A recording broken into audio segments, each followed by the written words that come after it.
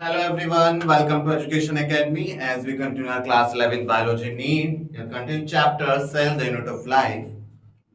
In the last lecture we complete endomembrane system. Endomembrane system हम complete कर चुके हैं जिसमें हमने ईआर पढ़ा, गोल्गी apparatus पढ़ा, लाइसोसोम एंड वैक्यूल जिसमें हम चार ऑर्गेनल उनका कंप्लीट कर चुके हैं. Next move forward we have another organelle like mitochondria, plastid and ribosome. So in today's lecture we complete mitochondria, plastid and ribosome. All three organelle complete in this lecture. As in the last lecture we discussed their functions, structure, कैसे उनका coordination बैठ रहा था वो हमने पढ़ा था. Lysosome हुआ या वैक्यूल हुआ. आपका ईआर किससे कनेक्टेड था? हमारा न्यूक्लियस से. न्यूक्लियस से ईआर के बाद क्या कनेक्टेड था? Golgi apparatus. और उससे कनेक्टेड होते हैं हमारे लाइसोसोम और वैक्यूल्स कनेक्टेड थे. तो उनकी कोऑर्डिनेशन हमने बेसिकली पढ़ लिया है. अब तुम इन सबको समझ में हो, घर जाके आपने एनसीईआरटी से एक बार पढ़ा हो तो आपको सारे पॉइंट क्लियर हुए होंगे.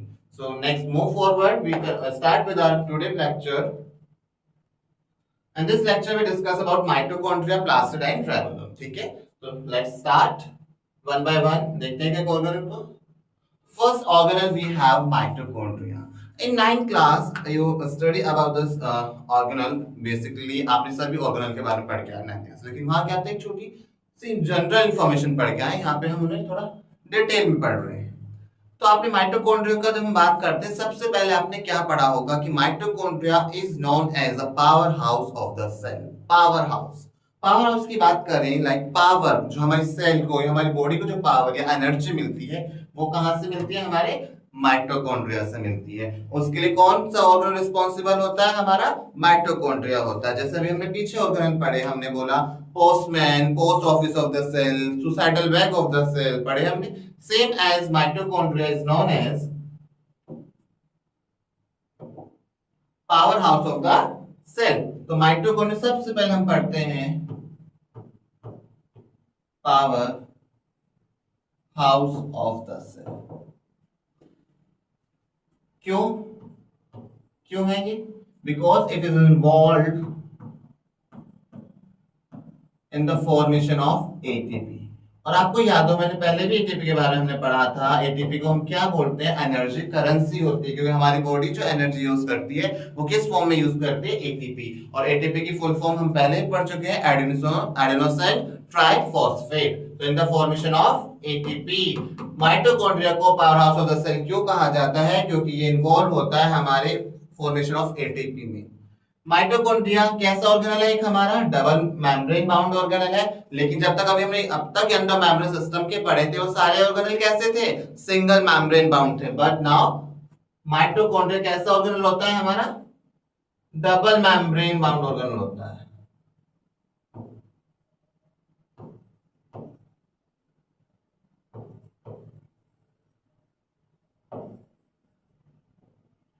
ठीक है, डबल मेम्ब्रेन बाउंड ऑर्गेनल होता है. साइज की बात करें हम, साइज में हम डायमीटर की बात करें और लेंथ, डायमीटर एंड लेंथ. तो डायमीटर कितना होता है इसका? 0.21 माइक्रोमीटर. लेंथ होता है हमारा 1 से 4.1 माइक्रोमीटर.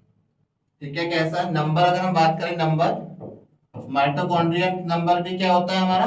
वेरी करता है. और वेरी कैसे करता है? It depend on the physiological of the body या फिजियोलॉजिकल सेल की, सेल की या किसी ऑर्गेनिज्म की किस तरह की फिजियोलॉजिकल एक्टिविटी है वो. जैसे हमारी मसल्स है, हमारे मसल्स को ज्यादा एनर्जी की रिक्वायरमेंट होती है तो वहां पे हमारे क्या होंगे? माइटोकॉन्ड्रिया क्या होंगे? आपके ज्यादा होंगे. तो बेसिकली सेल को जहां ज्यादा एनर्जी की रिक्वायरमेंट होती है वहां पे आपका माइटोकॉन्ड्रिया ज्यादा होंगे. तो हमारी बॉडी के अंदर ये नॉर्मल एनिमल्स या ऑर्गेनिज्म के अंदर जो माइटोकॉन्ड्रिया है सेल के अंदर क्या करता है? वेरी करता है. नंबर उनका क्या करता है? वेरी करता है. आई थी बात समझ में आपको? शेप की बात करें तो शेप कैसी हो सकती है? Cylindrical and sausage.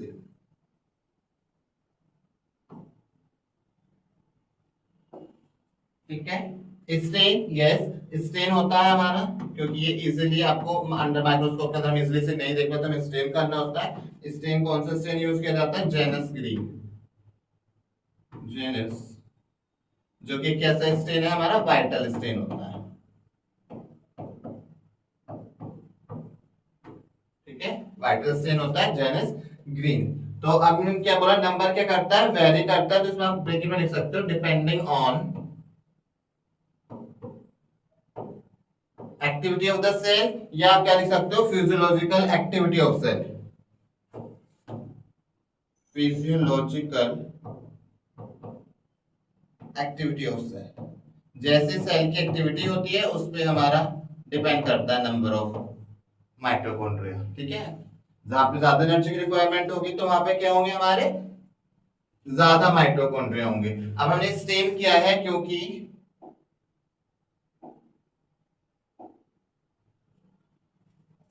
Mitochondria not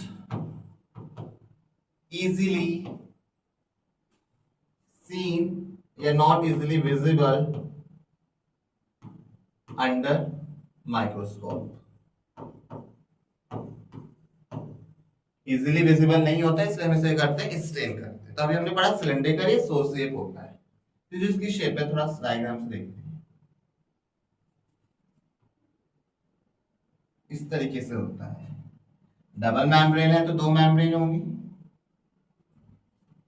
जिसकी इनर मेम्ब्रेन होती है वो फोल्डेड होती है।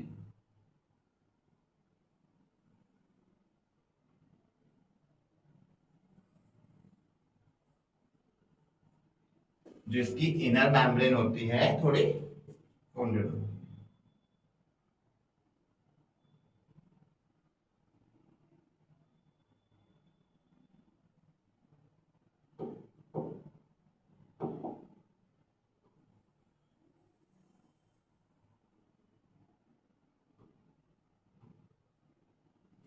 इनर मेम्ब्रेन कैसे होती है हमारी, फोल्डेड होती है। डबल मेम्ब्रेन है तो ये क्या है आपकी, आउटर मेम्ब्रेन।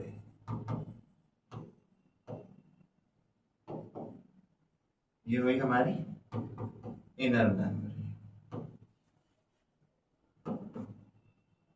दोनों के बीच में स्पेस है, क्या बोलते हैं हम उसे, इंटर मेम्ब्रेन स्पेस। तो इसे हम क्या बोल सकते हैं, इंटर, दो मेम्ब्रेन के बीच में inter membrane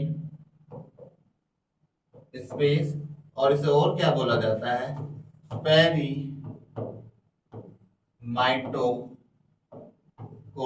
space. Peri mitochondrial space. तो पूछा अगर इसमें बात करें तो पेरी माइटोकॉन्ड्रियल स्पेस कहाँ होता है, the space present between the two membrane of mitochondria, that is called peri mitochondrial space. तो आउटर मेम्ब्रेन देखी हमने, इंटर मेम्ब्रेन देखा, इनर मेम्ब्रेन देखी। अब इनर मेम्ब्रेन जो फोल्डेड स्ट्रक्चर है इन्हें बोला जाता है क्रिस्टे। क्या बोला जाता है, क्रिस्टे, CRISTA, क्रिस्टे। जो फोल्डेड है हमारे क्या होते हैं, हमारे क्रिस्टे होते हैं। माइटोकॉन्ड्रिया के पास खुद का राइबोसोम होता है, लेकिन वो राइबोसोम कैसा होता है हमारा, 70S प्रोकैरियोटिक जैसा राइबोसोम होता है इसके अंदर, 70S राइबोसोम होता है। प्लस इनके पास क्या होता है, सर्कुलर डीएनए। इसे आप कैसे बना सकते हो आप सर्कुलर डीएनए को, जैसे मैंने यहाँ पे इसमें दिखाया है, कहीं आपको ऐसा देखने को मिलेगा ये, क्योंकि कैसा होता है, circular double stranded circular DNA होता है। अब जिनकी फोल्डेड स्ट्रक्चर होते हैं इन पे होते हैं स्ट्रक्चर होता है इस तरीके से, जिन्हें हम बोलते हैं F1 पार्टिकल। F1 पार्टिकल्स, या इन्हें और क्या बोला जाता है, ऑक्सीजोम्स।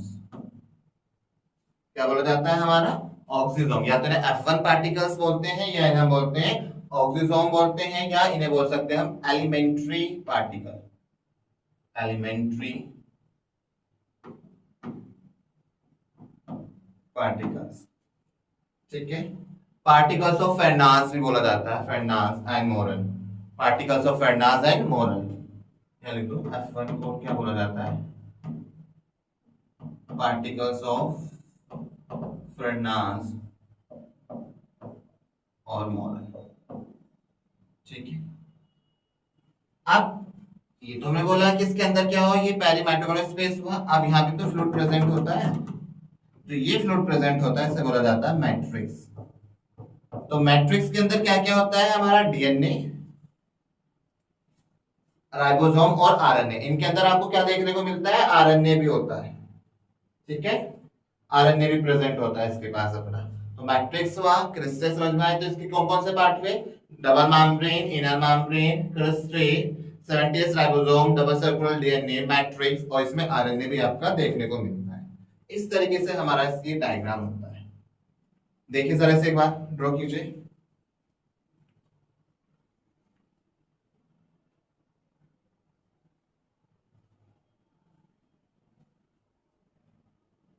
हुआ, समझ में आया।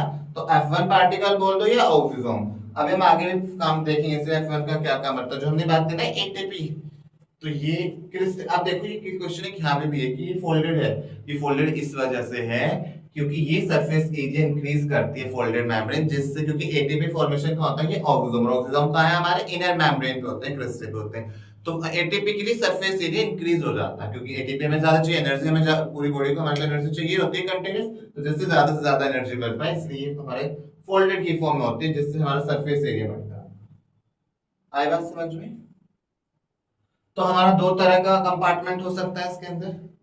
भाई क्या हो गया, एक तो हमारा आउटर कंपार्टमेंट हो गया और एक हमारा मैट्रिक्स हो गया। ठीक है, आगे देखते हैं एक बार। माइटोकॉन्ड्रिया में कितने कंपार्टमेंट हैं, दो।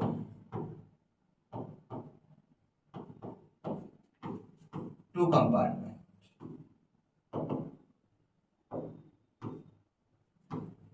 एक तो कौन सा हो गया हमारा आउटर कंपार्टमेंट, एक होता है हमारा इनर कंपार्टमेंट। इनर कंपार्टमेंट में आ गया हमारा मैट्रिक्स। ठीक है, तो मैट्रिक्स है। आउटर कंपार्टमेंट में क्या होगा, आईएमएस, और आईएमएस क्या होता है, इंटरमेम्ब्रेन। ध्यान से देखो, एक स्पेस तो ये है हमारा कंपार्टमेंट, ये हो गया, और एक ये भी तो है, तो ये वाला मैट्रिक्स हो गया, और एक हमारा क्या हो गया, ये। तो ये तो आउटर हो गया, ये आपका इनर हो गया। तो कंपार्टमेंट इसकी बात कर रहे हैं, आउटर वाला ये नहीं, बाहर वाली मेम्ब्रेन की बात नहीं कर रहे ना, बाहर की स्पेस कर, इस कंपार्टमेंट की बात कर रहे हैं जो यहाँ पे कंपार्टमेंट है। यहाँ पे तो स्पेस है, इसे बोला आउटर कंपार्टमेंट, और ये होता है इनर कंपार्टमेंट। आगे समझ में, दो कंपार्टमेंट होते हैं आउटर, तो आईएमएस क्या है, ये इंटर मेम्ब्रेन स्पेस है, इंटर मेम्ब्रेन स्पेस। ठीक है, अब इसमें हम एक चीज देखते हैं, अब इसे हम देखें, एक पोरेंस होते हैं इनकी।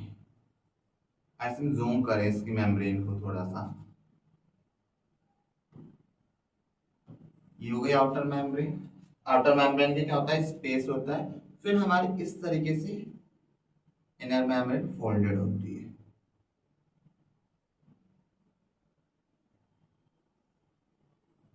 और इनर मेम्ब्रेन पे क्या होते हैं हमारे F1 पार्टिकल्स, ये आपके ऑक्सीजोम, इस तरीके से। तो ये क्या है हमारी आउटर मेम्ब्रेन, शॉर्ट में लिखा मैंने, ये है हमारी इनर मेम्ब्रेन। तो जो ये है, ये पोरेंस, ये पोर्स जो प्रेजेंट होते हैं, पोलर स्ट्रक्चर होता है पोरेंस, ये आपका ट्रांसपोर्ट में हेल्प कराते हैं बेसिकली, माइटोकॉन्ड्रिया के अंदर जो जाना मेम्ब्रेन के अंदर, तो इसमें हेल्प कराते हैं आपके पोरेंस। और ये क्या है हमारे ऑक्सीजोम, पीछे पढ़ा हमने। ऑक्सीजोम क्या स्ट्रक्चर को हमने, ऑक्सीजोम्स को हमें और क्या कहते हैं, हमने एंजाइम, और यहाँ पे क्या होते हैं रेस्पिरेटरी चेन, क्योंकि आपने देखा होगा माइटोकॉन्ड्रिया एरोबिक रेस्पिरेशन भी कराता है, अभी हम आगे पढ़ेंगे। तो यहाँ पे क्या होती है, रेस्पिरेटरी चेन प्रेजेंट होती है। रेस्पिरेटरी चेन बोल दो आप, या एंजाइम प्रेजेंट होते हैं जो हमारे हेल्प करते हैं,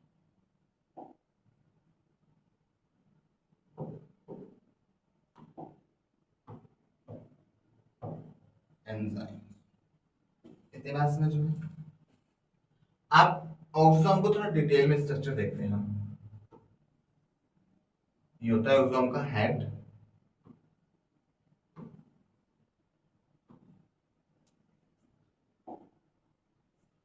नीचे क्या प्रेजेंट होता है, बेस।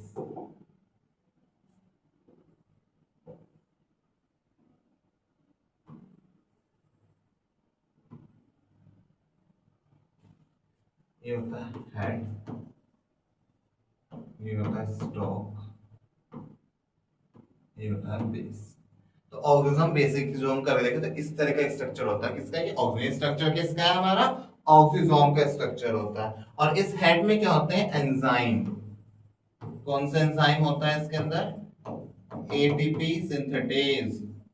सिंथेटेज और एटीपी सिंथेटेज जो क्या कराता है, हमारी एटीपी सिंथेसिस कराता है। क्या कराता है, तो एंजाइम हेड में क्या होता है, हमारे हेड रीजन में क्या होता है, एंजाइम्स प्रेजेंट होते हैं लाइक एटीपी सिंथेटेज जो हमारे क्या कराता है, एटीपी सिंथेसिस कराते हैं। और एटीपी को मैंने पहले भी पढ़ा है, एटीपी क्या होती है, एनर्जी करेंसी।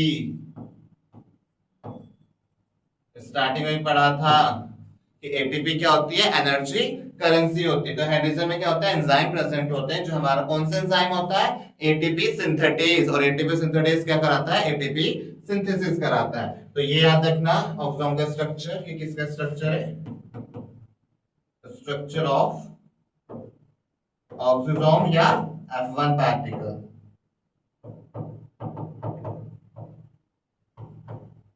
ठीक है, अब बनती कैसे है,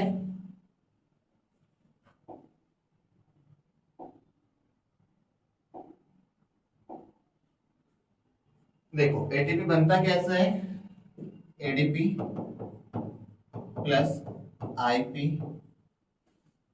बनाता है हमारा एडीपी। एडीपी क्या होता है, एडिनो डाइफॉस्फेट होता है। अब एडिनो डाइफॉस्फेट हम आईपी लगाते हैं, आईपी क्या होता है, इनऑर्गेनिक फॉस्फोरस। इनऑर्गेनिक फॉस्फोरस को हम ऐड करते हैं, ये जो हमारा क्या बनाता है, एटीपी बनाता है। अब एटीपी फॉर्मेशन कहाँ होती है हमारी, इनसाइड द माइटोकॉन्ड्रिया, जिसे हम बोलते हैं ऑक्सीडेटिव फॉस्फोराइलेशन। जरा ये लिखो पहले, ये देखो एक बार,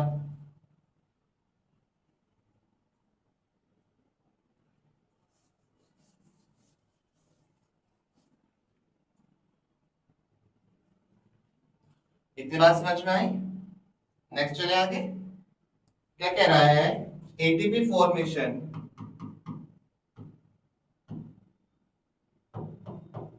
inside the mitochondria, inside mitochondria is known as, उसे क्या बोला जाता है,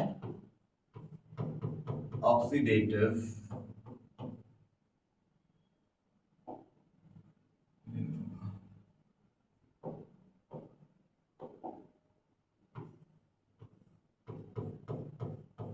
ऑक्सीडेटिव फॉस्फोराइलेशन, क्या बोलते हैं हम इसे, ऑक्सीडेटिव फॉस्फोराइलेशन। नेक्स्ट पॉइंट क्या है हमारा, कि जो माइटोकॉन्ड्रिया कैसे डिवाइड होता है, mitochondria divide by fission, divide by fission. Fission क्या होता है, जिसमें एक में दो फिजन दो तरह का, जिसमें हमारा ऑर्गेनिज्म हमारा स्प्लिट हो जाता है, डिवाइड होता है दो पार्ट में, दो दो ऑर्गेनिज्म में डिवाइड हो जाता है। बाइनरी फिजन, मल्टीपल फिजन पढ़ते हैं, तो फिजन यहाँ पे फिजन होता है, जब बाइनरी हो सकता है, मल्टीपल। बाइनरी का मतलब, बाई का मतलब होता है दो, जब वो दो में टूटता है, मल्टीपल जब आपका बहुत सारे ऑर्गेनिज्म में टूटता है। अब इसके अंदर हम बात करें मैट्रिक्स। मैट्रिक्स में क्या क्या प्रेजेंट है हमारे माइटोकॉन्ड्रिया के, मैट्रिक्स पता चल गया हमारा, जो इनसाइड द इनर मेम्ब्रेन वाला जो कंपार्टमेंट होता है, inside the outer membrane compartment क्या होता है, इंटरमेम्ब्रेन स्पेस। और इनसाइड द मेम्ब्रेन वाला कंपार्टमेंट कौन सा होता है हमारा, मैट्रिक्स। तो मैट्रिक्स के अंदर क्या क्या होता है, डीएनए,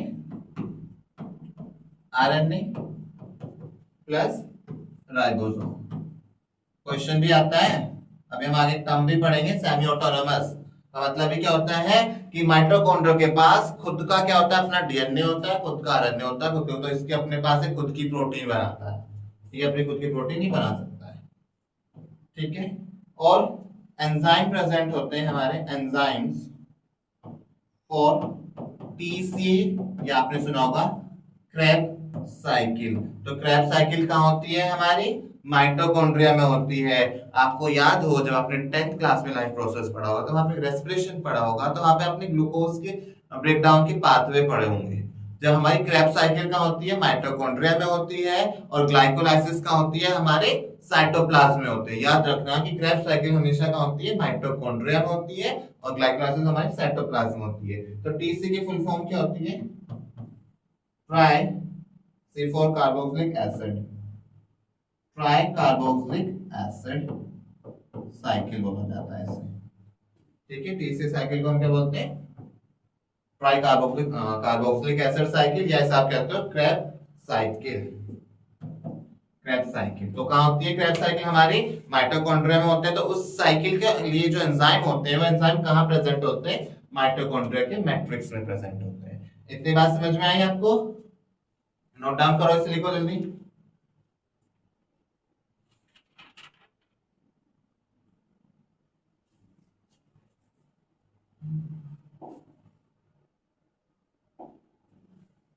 हुआ इतना। आप आउटर मेम्ब्रेन और इनर मेम्ब्रेन में डिफरेंस कर सकते हो। माइटोकॉन्ड्रिया की जो हमने देखे आउटर मेम्ब्रेन दोनों डिफरेंट है, उसमें क्या डिफरेंस हो सकता है सर? ओके,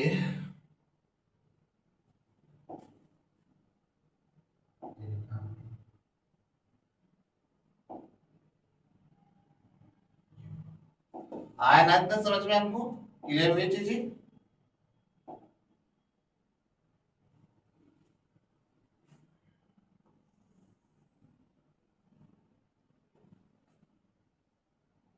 ये हमारे पास स्पेस थोड़ा कम, ठीक है। अभी इसमें दो टॉपिक पढ़ने हैं। आउटर और इनर मेम्ब्रेन की बात करें, OM outer membrane, IM inner membrane. तो पोरेंस जो मैंने भी डायग्राम दिखाया आपको, तो पोरेंस किससे प्रेजेंट होंगे आपके, आउटर या inner membrane? Outer membrane. Porins कहाँ प्रेजेंट है हमारे, आउटर मेम्ब्रेन पे है, इनर मेम्ब्रेन पे नहीं होते। तो ये डिफरेंस आपका ये हुआ, पोरेंस प्रेजेंट, यहाँ पे एब्सेंट होते हैं। ठीक है, और क्या डिफरेंस होगा, क्रिस्टे, क्रिस्टे कहाँ थे हमारे, इनर मेम्ब्रेन पे होते हैं, तो यहाँ पे क्रिस्टे एब्सेंट, यहाँ पे क्या होते हैं, प्रेजेंट। ऑक्सीजोम्स को लेके कर सकते हैं, ऑक्सीजोम भी कहाँ प्रेजेंट होते हैं, यहाँ पर पार्टिकल्स, यहाँ पे क्या होंगे, एब्सेंट होंगे, यहाँ पे आपके प्रेजेंट होंगे। और परमिएबल कौन सी होगी, आउटर मेम्ब्रेन ज्यादा परमिएबल होती है, more permeable as compare to inner membrane, तो आपकी लेस परमिएबल होती है। परमिएबिलिटी तो आपने हम स्टार्ट में पढ़ चुके हैं ना, allow the entry of material से पार्टिकल्स। एंजाइम आउटर मेम्ब्रेन पे क्या होंगे, कम होंगे, ये डिक्रीज मतलब कम होंगे, यहाँ पे हमारे एंजाइम ज्यादा होंगे। शॉर्ट में लिख दिया मैंने, समझ में आना चाहिए आपको। एंजाइम्स होंगे आपके, या कैरियर प्रोटीन होते हैं, कैरियर प्रोटीन होंगे, ये एंजाइम हमारे कहाँ होते हैं, इनर मेम्ब्रेन पे प्रेजेंट होती है, क्योंकि कम परमेबल होती है, तो यहाँ पे कैरियर प्रोटीन की रिक्वायरमेंट होती है। ठीक है, तो आप इसमें और क्या लिख सकते हैं, कैरियर, इलेक्ट्रॉन कैरियर भी लिख सकते हो कि इलेक्ट्रॉन कैरियर प्रेजेंट होते हैं, कैरियर प्रोटीन या इलेक्ट्रॉन कैरियर प्रेजेंट होते हैं। इतनी बात समझ में आई आउटर इनर मेम्ब्रेन की। अब देखते हैं फंक्शंस, माइटोकॉन्ड्रिया के क्या क्या फंक्शन होते हैं, FUNCTI, functions of mitochondria। Number 1 हमारा क्या फंक्शन होता है, साइट ऑफ एरोबिक रेस्पिरेशन। यहाँ पे क्या होता है, एरोबिक, और एरोबिक रेस्पिरेशन कौन सा होता है, that respiration which takes place in the presence और absence of oxygen, that takes place in the presence of oxygen, aerobic respiration.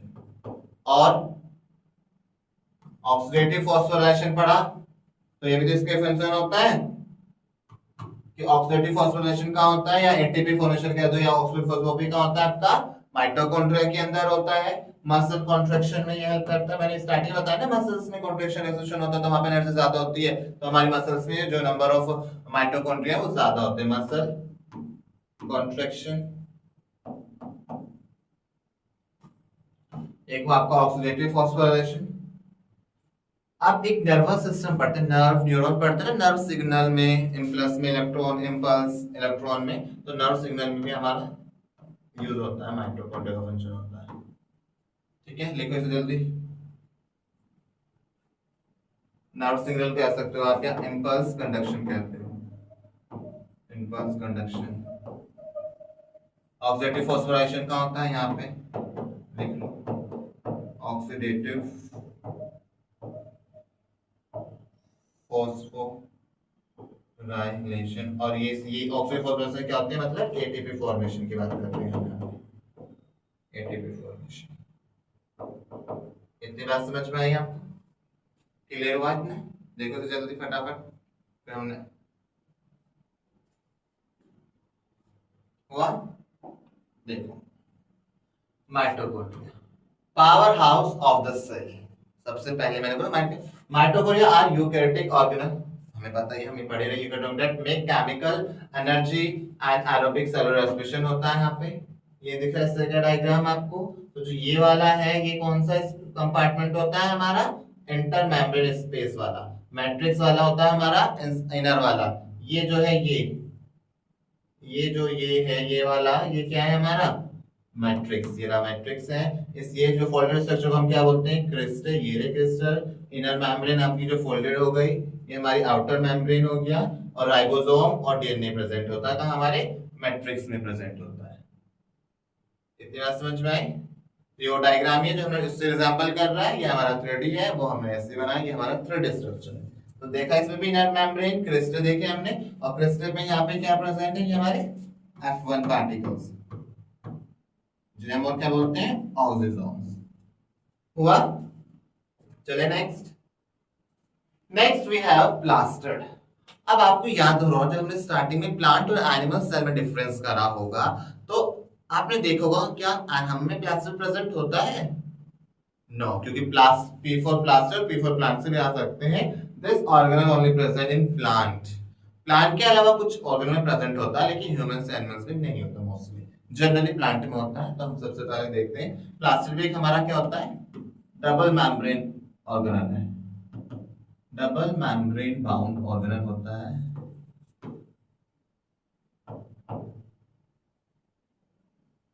Present कहाँ का होता है हमारा, हायर प्लांट्स, प्लस कहाँ प्रेजेंट होता है हमारा, यूग्लिनॉइड पढ़ा था हमने, यूग्लिनॉइड, यूग्लिना, जो कनेक्शन होता है प्लांट और एनिमल के बीच में, यूग्लिनॉइड्स, डायटम्स, डाइनोफ्लैजिलेट्स, डाइनोफ्लैजिलेट्स, ये हमारे लोअर ऑर्गेनिजम्स होते हैं, जो हम किंग को पढ़ते हैं 5 किंगडम क्लासिफिकेशन। तो जो प्रोटिस्टेंट्स हैं, बेसिकली डायटम्स जो हमारे डायनोफ्लैजिलेट्स क्या होते हैं, प्रोटिस्टा किंगडम के अंदर आते हैं। ये प्रोटिस्टेंट मेंबर होते हैं, जो हम क्लासिफिकेशन पढ़ोगे वहां पे पढ़ेंगे चीजें। ठीक है, तो इनमें आपका प्लास्टिड प्रेजेंट होता है। प्लास्टिड का बेसिकली क्या कराता है, स्टोरेज में यूज होता है, एंड सिंथेसिस बनाने में यूज होता है। क्योंकि प्लास्टिड, आपको प्लास्टिड को और क्या बोला जाता है, किचन ऑफ द सेल।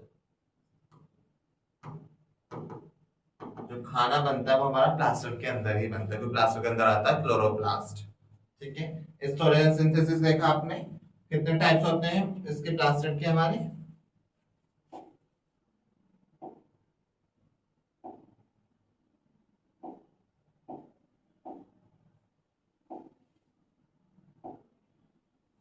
कितने होते हैं हमारे, 3 टाइप्स होते हैं। 3 टाइप्स कौन कौन से होते हैं, 3 टाइप्स में देखो, number 1 2 3, leucoplast, chromoplast and chloroplast. और जो इसके वो होते हैं, टाइप्स होते हैं, वो क्या होते हैं हमारे, इंटरचेंजेबल भी होते हैं, या इंटर कन्वर्टेबल भी होते हैं, इंटर कन्वर्टेबल। ठीक है, इसके टाइप्स कैसे होते हैं हमारे, ये इंटर कन्वर्टेबल होते हैं। देखा, देखो इसे,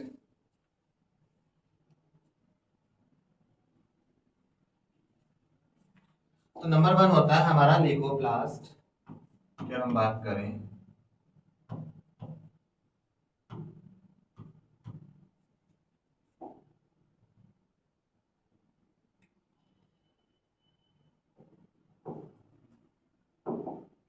लिकोप्लास्ट, जो लिको का ये मतलब होता है व्हाइट या ट्रांसपेरेंट, जिसका मतलब होता है पिगमेंट क्या होगा आपका एब्सेंट, नो पिगमेंट, एब्सेंट।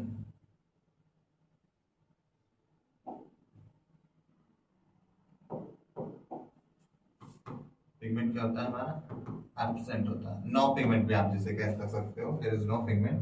काम क्या करता है ये हमारा स्टोरेज का काम करता है।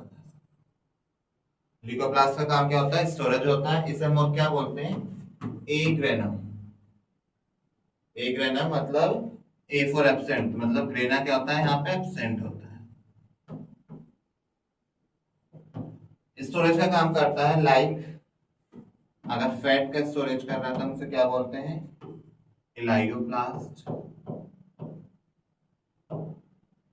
स्टार्च का करता है अगर, या प्रोटीन का करता है, स्टार्च का करता है तो इसे हम बोलते हैं अमाइलोब्लास्ट। प्रोटीन का करता है तो इसे बोलते हैं एल्यूरोब्लास्ट। तो ये किसके बारे में पढ़ा हमने, लिकोप्लास्ट, जो कि क्या होता है हमारा स्टोरेज का काम करता है, ट्रांसपेरेंट होता है, व्हाइट होता है, पिगमेंट आपका इसमें एब्सेंट होता है। तीन, जैसे हम फैट का स्टोर कराते हैं तो उसे इलायोप्लास्ट बोलते हैं, स्टार्च का अमाइलो, प्रोटीन का एल्यूरो। नेक्स्ट है हमारा क्रोमोप्लास्ट। क्रोमोप्लास्ट होता है हमारा, इसके अंदर पिगमेंट प्रेजेंट होता है, कलर पिगमेंट प्रेजेंट होता है। क्रोमो का मतलब ही कलर होता है, पिगमेंट प्रेजेंट होता है। कैरोटिनोइड, कौन सा पिगमेंट होता है, कैरोटिनोइड, और इसमें कलर आता है अदर देन ग्रीन। ये पिगमेंट होता है अदर देन ग्रीन, इसमें ग्रीन कलर से अलावा आपको होता है। तो जो क्रोमोप्लास्ट होता है बेसिकली हमारे जो फ्लावर की पत्तियां होती है, फूल की, फ्रूट में जो कलर आता है उसे कौन प्रोवाइड करता है, हमारा क्रोमोप्लास्ट देता है। ये सिर्फ आपका स्टोरेज का काम कर रहा है, ठीक है। लेकिन जो फूल की बात करें, फूल को कलर जाता है, हमारे फ्रूट्स में कलर आता है, वो कौन देता है, आपका क्रोमोप्लास्ट होता है, क्योंकि इसके अंदर क्या होता है, कैरोटिनॉइड प्रेजेंट होता है अदर देन ग्रीन। इतनी बात समझ में आई। नेक्स्ट थर्ड वन है हमारा क्लोरोप्लास्ट। क्लोरोप्लास्ट से समझ में आ रहा होगा, क्लोरोफिल, जो कि क्या होता है हमारा ग्रीन पिगमेंट होता है, जिसे हम क्या बोलते हैं, और क्लोरोफिल। देखो अब क्लोरोफिल भी होता है, लेकिन इसके अंदर और भी पिगमेंट होता है, लेकिन मेन पिगमेंट कौन सा होता है हमारा, क्लोरोफिल होता है। लेकिन इसके अलावा इसमें और क्या होते हैं, कैरोटिनॉइड भी पाए जाते हैं, कैरोटिनॉइड भी होता है, लेकिन मेन कौन सा होता है हमारा, क्लोरोफिल पिगमेंट प्रेजेंट होता है, ठीक है। ग्रीनिश, जिसे हम क्या बोलते हैं, ग्रीनिश प्लास्टिड भी बोला जाता है, ग्रीनिश, क्योंकि ग्रीन कलर का होता है मोस्टली, ग्रीनिश प्लास्टिड, ठीक है। और नॉर्मली अब जो मोस्ट जो प्लास्टिड के अंदर भी खाना कहाँ बनेगा, क्योंकि क्लोरोफिल की प्रेजेंस से बनता है खाना, फोटोसिंथेसिस का होती है, क्लोरोप्लास्ट में होती है। तो हम क्वेश्चन में प्लास्टिड में भी बोला जाता है कि फोटोसिंथेसिस प्लास्टिड में होती है, क्यों, क्लोरोप्लास्ट किसका पार्ट है तो प्लास्टिड का ही पार्ट ना क्लोरोप्लास्ट, तो फोटोसिंथेसिस हो, ये जो खाना बनना होता है वो हमारा कहाँ बनता है, क्लोरोप्लास्ट में बनता है। इतनी बात समझ में आई आपको। क्लोरोप्लास्ट ग्रीन लीव्स की होती है, लीफ की होती है ग्रीन कलर की, क्लोरोफिल होता है। तो मोस्टली अगर हम बात करें, मेजोरिटी ऑफ प्लांट क्या होते हैं हमारे, प्लांट्स के अंदर होता है, क्लोरोप्लास्ट कहाँ होता है, मेजोरिटी ऑफ प्लांट्स में पाया जाता है। और प्लांट्स में कहाँ पाया जाता है, अगर हम लीव्स की बात करें तो in mesophyll cell, mesophyll cells of leaves में क्लोरोप्लास्ट कहाँ होता है हमारा, पत्तियों की जो मेसोफिल सेल्स है वहां पाया जाता है, in mesophyll cells of leaves. Number की अगर हम बात करें, क्लोरोप्लास्ट की बात चल रही है यहाँ पे, नंबर वेरी करता है, नंबर भी क्लोरोप्लास्ट का वेरी करेगा। शेप की अगर हम बात करें तो शेप भी वेरी करती है आपकी, आपकी शेप कैसे होती है, डिस्कॉर्डल, ओवल, ठीक है। शेप भी आपकी क्या करती है हमारी, वेरी करती है, डिस्कॉर्डल, डिस्क लाइक होती है, स्टार लाइक होती है, डिस्क लाइक या स्टार लाइक एटसेट्रा। तो शेप, नंबर भी वेरी करता है, शेप भी आपकी वेरी कर सकती है, ठीक है। इतनी बात समझ में आई? देखो तो जल्दी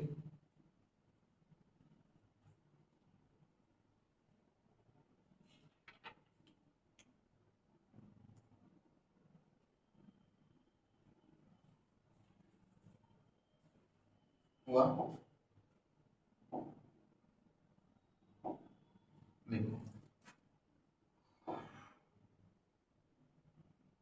क्लोरोप्लास्ट कैसा होता है हमारा? डबल मेम्ब्रेन ऑर्गेनेल है। डबल मेम्ब्रेन होते हैं क्लोरोप्लास्ट के, डबल मेम्ब्रेन है। ठीक है, डबल मेम्ब्रेन कैसे होती है अभी हम आगे नहीं, पर वो थ्रेडेड स्ट्रक्चर थोड़ी देख लेते हैं एक बार।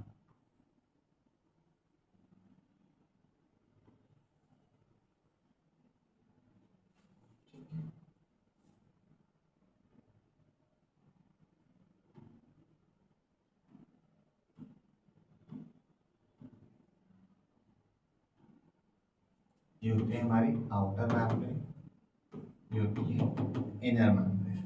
इसके अंदर भी क्या है? स्पेस है खाली, तो इसे क्या बोलेंगे? आईएमएस। और आईएमएस क्या होती है? इंटर मेम्ब्रेन स्पेस होती है। अब इसके अंदर दो पार्ट होते हैं, स्ट्रोमा, जो ये पार्ट होता है क्लोरोप्लास्ट का स्ट्रोमा, और जो ये होता है पूरा, ये होता है ग्रेना। ग्रेना पार्ट जो हमारे स्टेक लाइक स्ट्रक्चर दिख रहा है ना आपको, रिंग लाइक स्ट्रक्चर हमारे एक कॉइन की तरह आपको एक रिजेंबल हो रहा है कि आप कॉइन लो, कॉइन को एक ऊपर तरफ चले जाओ, एक कॉइन यहाँ पे दूसरे कॉइन, तो इस तरह का स्ट्रक्चर बनाता है आपका, इस स्ट्रक्चर को बोलते हैं ग्रेना। जो ये वाला पार्ट है ये होता है हमारा स्ट्रोमा होता है। अब दो ग्रेना के बीच में कनेक्शन दिखा रखा है, दो ग्रेना आपके कनेक्ट होते हैं, उसे बोलते हैं हम लैमिला या स्ट्रोमल लैमिला। ठीक है, अब ग्रेना के अंदर ये हमारा क्या है? इसकी जो ग्रेना की यूनिट होती है थाइलोकोइड, थाइलोकोइड, इसे आप क्या कह सकते हैं? Unit of grana. ठीक है, ग्रेना होता है यूनिट ऑफ ग्रेना। इसे हम ऐसे देखो, थोड़ा सा जूम करके देखो इस तरीके से, तो ये थाइलोकोइड। तो जो थाइलोकोइड के अंदर जो है, इस एक थाइलोकोइड में जो ये स्पेस प्रेजेंट होता है, इसे बोलते हैं ल्यूमेन। एक ल्यूमेन वर्ड भी आता है। जो हमारे थाइरोइड स्ट्रक्चर ये क्या होता है? हमारा ल्यूमेन होता है। जो इसके अंदर स्पेस है उसे क्या बोला जाता है? ल्यूमेन। और स्ट्रोमल लैमेला क्या होता है? जो दो ग्रेना को कनेक्ट कर रहा है, बेसिकली ग्रेना, जो दो ग्रेना को कनेक्ट कर रहा है उसे हम क्या बोलते हैं? स्ट्रोमल लैमेला बोलते हैं। ये इसका ल्यूमेन होता है। और जो ये कॉइन की तरह हमारा स्ट्रक्चर, जो स्टेक बोरी की तरह जो ढांचा सा बन रहा है कि बोरी पर दूसरे बोरी, जो ये एक सिंगल जो ये है, इसे बोला जाता है थाइलोकोइड। ठीक है, और थाइलोइड के अंदर जो स्पेस होता है ये क्या होता है? हमारा ल्यूमेन होता है। ल्यूमेन की भी क्या होती है हमारी अंदर? ये भी डबल मेम्ब्रेन, आउटर मेम्ब्रेन और इनर मेम्ब्रेन, और जो ये है ये हमारा होता है ल्यूमेन होता है। आया समझ में तुम्हें इसमें? ठीक है, आई इतनी बात। फंक्शन की बात करें अगर हम क्लोरोप्लास्ट की, तो सबसे मेन फंक्शन क्या हुआ इसमें? कभी आगे तो डायग्राम ही है, फंक्शंस देखते हैं हम इसके। तो सबसे पहला फोटोसिंथेसिस। देखो फोटोसिंथेसिस होती है। अब यहाँ पे हमने दो चीजें पढ़ी हैं, ग्रेना और स्ट्रोमा। तो फोटोसिंथेसिस दो स्टेप होते हैं, लाइट रिएक्शन और एक होती है डार्क रिएक्शन। 10th क्लास में पढ़ा होगा आपने, तो वहां भी पढ़ा होगा आपने। जो लाइट रिएक्शन होती है वो कहाँ होती है? प्रेजेंस ऑफ लाइट, क्योंकि थाइलोकोइड में क्या होता है? हमारा क्लोरोफिल पिगमेंट। तो यही पूछा जाता है थाइलोकोइड में क्या होता है? क्लोरोफिल कहाँ प्रेजेंट होता है? थाइलोकोइड में। तो लाइट रिएक्शन कहाँ होती है हमारी? थाइलोकोइड मतलब ग्रेना वाले पार्ट में, ग्रेना में। और डार्क रिएक्शन कहाँ होती है? हमारे स्ट्रोमा में। डार्क और लाइट का मतलब क्या है? यहाँ पे चीजों इन द प्रेजेंस ऑफ लाइट में हो रही है और dark in the absence of light में हो रही है। तो लाइट को ट्रैप कौन करता है? बेसिकली क्लोरोफिल किस में काम करता है? जो सनलाइट आ रही है, जो सनलाइट से फोटोन रेज आ रही है, उन्हें ट्रैप कौन करता है फोटोसिंथेसिस के टाइम पे? 10th क्लास में पढ़ा होगा आपने। तो क्लोरोफिल ही तो करता है। जो ट्रैपिंग ऑफ लाइट है वो कौन कराता है? हमारा क्लोरोफिल पिगमेंट। और क्लोरोफिल पिगमेंट कहाँ प्रेजेंट होता है? ग्रेना। और ग्रेना के अंदर भी कहाँ प्रेजेंट होता है? थाइलोकोइड। और यहाँ पे भी फॉर्मेशन ऑफ एटीपी बनती है। थाइलोकोइड में भी क्या होता है? Formation of ATP. ये भी इसका काम है, फॉर्मेशन ऑफ एटीपी होती है। और यहाँ पे जो वहां पे पीछे में क्या पढ़ा था? Oxidative phosphorylation. ये होता है हमारा फोटो फॉस्फोराइलेशन। क्यों? क्योंकि ये फोटो यहाँ क्यों बोला टर्म आया? क्योंकि लाइट की प्रेजेंस में हो रहा है, फोटो फॉस्फोराइलेशन। तो क्वेश्चन आता है माइटोकॉन्ड्रिया में क्या होता है? हमारा ऑक्सीडेटिव फॉस्फोराइलेशन होता है। और प्लास्टिड या क्लोरोप्लास्ट के अंदर क्या होता है? हमारा फोटोफॉस्फोराइलेशन होता है। फोटोफॉस्फोराइलेशन कहाँ होता है? लाइट रिएक्शन में, ग्रेना के पार्ट में। अगर उसमें भी अगर और डीप जाओ तो फोटोफॉस्फोराइलेशन कहाँ होता है? हमारा ग्रेना में। और फोटोफॉस्फोरेशन बेसिकली है क्या, formation of ATP. Oxidative phosphorylation में भी तो क्या एटीपी बन रहा है, फोटो, दोनों में काम सेम हो रहा है लेकिन जगह अलग है, साइट अलग है। अगर हम ऑक्सीडेटिव फॉस्फोरेशन की साइट की बात करें तो माइटोकॉन्ड्रिया है, और फोटोफॉस्फोराइलेशन की बात करें तो वो आपका ग्रेना है, मतलब क्लोरोप्लास्ट है। ठीक है, ये समझ में आया। ये फंक्शन भी होता है इसका। स्ट्रोमा हमने बता दिया, स्ट्रोमा में बेसिकली क्या होगा आपका, डार्क रिएक्शन होती है। स्टोरेज, और क्या काम करता है क्लोरोप्लास्ट, स्टोरेज, स्टार्च को स्टोरेज करता है, स्टोरेज में हेल्प करता है। किस फॉर्म में स्टोर करता है, स्टार्च। तो ये भी इसका फंक्शन होता है, स्टोरेज में भी काम कर रहा है, फोटोसिंथेसिस करता है, प्लस ये किसका काम कर रहा है आपका, स्टोरेज का भी काम करता है। अब आपकी इस बात में क्या है कि हमारा लाइट हो गया। अब स्ट्रोमा में हमने पढ़ा डार्क रिएक्शन होती है, तो स्ट्रोमा में बेसिकली होता क्या है, किसकी सिंथेसिस होती है, सिंथेसिस ऑफ, यहाँ पे देख लो वहां पे स्पेस नहीं था तो मैंने इसे स्ट्रोमा के नीचे लिखा है, फंक्शन वही है स्ट्रोमा का। स्ट्रोमा क्या कराता है, सिंथेसिस ऑफ ग्लूकोज, ग्लूकोज कह सकते हैं आप शुगर, सिंथेसिस ऑफ शुगर किस फॉर्म में हो रही है हमारी, ग्लूकोज। ठीक है, तो स्ट्रोमा के अंदर क्या हो रही है, शुगर की सिंथेसिस होती है, लाइट रिएक्शन में क्या होता है हमारा, फोटोफॉस्फोराइलेशन। आई थी बस में फंक्शन समझ में आए कि लाइट रिएक्शन या फोटोफॉस्फोराइलेशन का होता है ग्रेना में होता है, शुगर की सिंथेसिस या डार्क रिएक्शन का होती है स्ट्रोमा वाले पार्ट में होते हैं। ये स्ट्रक्चर समझ में आया आप लोगों को, यस। अभी मैंने टर्म जो स्टार्ट में टर्म किया था कि वहां पे मैंने बताया नहीं सेमी ऑटोनमस, क्यों, क्योंकि क्लोरोप्लास्ट भी हमारा सेमी ऑटोनमस होता है, इसके पास अपना खुद का डीएनए होता है। अभी हम आगे देखते हैं, उसे बताएंगे। देखो डायग्राम देखो, आउटर मेम्ब्रेन हो गया, ये स्टेक्स दिख रहे हैं आपको क्या है, तो ये स्टेक्स बन रहे हैं हमारे, ये पूरा पार्ट तो क्या है हमारा, ग्रेना है, लेकिन जो इसका ये पार्ट है, ये क्या है, थाइलोकॉइड। तो आपने देखो डायग्राम ही सिर्फ एक पे लगा हुआ है, लेकिन जो पूरा पार्ट है वो क्या होता है हमारा, ग्रेना। यहाँ पे ग्रेना लिख नहीं रखा, ग्रेना पार्ट है ये पूरा। ठीक है, स्ट्रोमा ये रहा, ल्यूमन ये रहा, जो ये प्रेजेंट है इसमें क्या है, ल्यूमन है। स्ट्रोमा लैमेला क्या होता है, देखो तो जो दो ग्रेना को कनेक्ट कर रहा है ये हमारा स्ट्रोमा लैमेला होता है। थाइलोकॉइड हुआ इंटर मेम्ब्रेन, आउटर मेम्ब्रेन। समझ में आया। देखो इस एक बार डायग्राम को, थ्रेड स्ट्रक्चर है, देखा। यहाँ पे हम एक जाते हैं, इसमें स्पेस स्लाइड चाहिए हमें, क्वेश्चंस को नहीं देखेंगे आप, क्वेश्चन से अलग देखेंगे, क्योंकि वेट अ सेकेंड, एक दो तीन,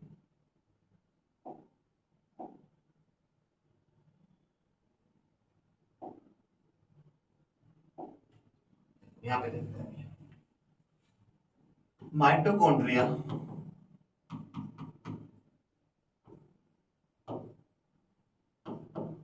plus chloroplast, mitochondria plus chloroplast, दोनों ऑर्गेनल हमारे कैसे होते हैं, सेमी ऑटोनोमस, सेमी ऑटोनोमस है। ऐसे करते हैं, वेट अ सेकंड, स्पेस कम हो रहा है हमारे पास। ये दोनों ऑर्गेनल कैसे हैं हमारे, सेमी ऑटोनोमस होते हैं। सेमी ऑटोनोमस, देखो सेमी होता है, हाँ ऑटोनोमस है लेकिन सेमी है, पूरे तरीके से नहीं होते, डिपेंड। लेकिन इनके पास रीजन क्या है, सेमी ऑटोनोमस ऑर्गन क्यों कहा गया है इनके पास, रीजन हम पीछे भी डिस्कस कर चुके हैं। तो इसका रीजन क्या है, क्योंकि इनके पास खुद का अपना क्या होता है, on DNA RNA plus ribosome, जिससे अपनी खुद की प्रोटीन बना लेते हैं। तो रीजन क्या है, इनके पास अपना खुद का डीएनए आरएनए राइबोसोम है, तो इट मींस इनके पास क्या है, अपनी प्रोटीन भी तो है, प्रोटीन भी तो बना सकता है। ठीक है, तो हम प्रोटीन भी लिख सकते हैं। ठीक है, अब एक हमें थ्योरी पढ़नी है, endo symbiotic theory, symbiotic theory, जिसे हम और क्या कहते हैं, हाइपोथेसिस, हाइपोथेसिस मिथ है एक हमारा, एक हाइपोथेसिस हमने मान रखी है कि अब आपने देखा, हम इसी से कनेक्टेड है ये थ्योरी। माइटोकॉन्ड्रिया क्लोरोप्लास्ट के पास क्या है, अपने पास खुद का डीएनए आरएनए राइबोसोम है। तो आपको याद हो जो डीएनए या राइबोसोम या आरएनए है उनके पास, तो कैसा होता है, वो कैसी सेल वाला है, प्रोकैरियोटिक टाइप होता है। क्योंकि राइबोसोम कैसा होता है, 70s का होता है, जो कि प्रोकैरियोटिक की थ्योरी है। तो ये कहते हैं कि जो ओरिजिन हुआ है हमारे इस माइटोकॉन्ड्रियल क्लोरोप्लास्ट का, वो कहां से ओरिजिन हुआ है, प्रोकैरियोटिक से ओरिजिन हुआ। इसलिए बोला कि जो यूकैरियोटिक सेल है वो किससे मिलके बनी है, प्रोकैरियोटिक से का मॉडिफिकेशन, प्रोकैरियोटिक सेल मॉडिफाई हो यूकैरियोटिक में चेंज हुई है। तो इसे ये मिथ है, ये आपकी हाइपोथेसिस इसलिए बोल जाती है कि जो माइटोकॉन्ड्रियल क्लोरोप्लास्ट है वो इवॉल्व हुए हैं, इवोल्यूशन हुआ, बेसिकली प्रोकैरियोटिक सेल में इवोल्यूशन हुआ, उससे इवॉल्व हुए। तो हम क्या लिखते हैं, mitochondria and chloroplast, mitochondria and chloroplast are evolved from bacterial cell, और बैक्टीरियल सेल क्या होते हैं, फ्रॉम बैक्टीरिया कह सकते हो आप, बैक्टीरिया या बैक्टीरिया सेल, जो कि क्या होती है हमारी प्रोकैरियोटिक सेल होती है, कैरियोटिक सेल। प्रूफ क्या है इसका, प्रूफ भी देख लेते हैं। भी प्रूफ हमने ऐसा क्यों कहा, क्योंकि इनके पास कैसा डीएनए होता है, सर्कुलर, और जो डीएनए किनके पास होता है, बैक्टीरिया सेल में। फर्स्ट प्रूफ ये रहा। सेकंड प्रूफ क्या हुआ हमारे पास, क्या होता है, 70s राइबोसोम, जो कि हमारा प्रोकैरियोटिक सेल वाला है जी, ये भी होता है, ये सीधी सी बात है। थर्ड है हमारा, क्या होता है, porins, presence of porins, porins present होते हैं, plus divide by binary fission या फिजन कह सकते हो। तो ये प्रूफ, इनकी प्रेजेंस होना माइटोकॉन्ड्रिया और क्लोरोप्लास्ट में, तो ये कहलाता है कि ये हमारे किससे इवॉल्व हुए हैं, बैक्टीरिया से। तो ये होती है एंडोसिम्बायोटिक थ्योरी। एंडोसिम्बायोटिक थ्योरी क्या कहती है कि माइटोकॉन्ड्रिया और क्लोरोप्लास्ट हमारे किससे इवॉल्व हुए, इनके अंदर इवोल्यूशन हुआ है फ्रॉम प्रोकैरियोटिक सेल या बैक्टीरिया सेल्स। नोट डाउन कीजिए इसे जल्दी।